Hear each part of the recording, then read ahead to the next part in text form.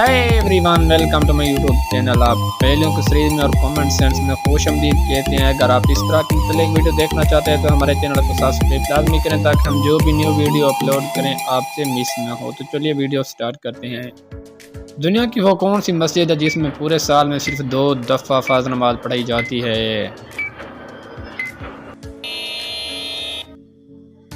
मस्जिद निमरा। औरत में 2 गोल गोल क्या हैं जो मर्द में नहीं है? अगर आपको वीडियो अच्छी लगे तो चैनल को सब्सक्राइब लाजमी कर दीजिए। इसका जवाब आता है नुक्ते। औरत में नुक्ते होते हैं। वो कौन सी जगह है जहां बड़े से बड़े मुफ्ती भी नमाज पढ़ें तो नमाज कबूल नहीं होगी?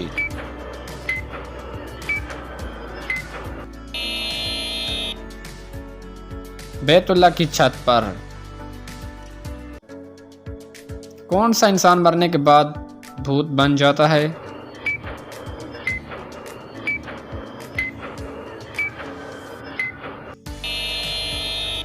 इसका कॉमन सेंस में जवाब है कोई भी नहीं।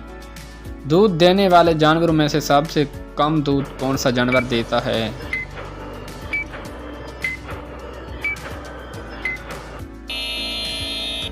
इसका जवाब आता है हाथी। आज की वीडियो यहाँ तक काफ़ी थी, फिर मिलते हैं नेक्स्ट वीडियो में। तब तक के लिए अल्लाह हाफिज़।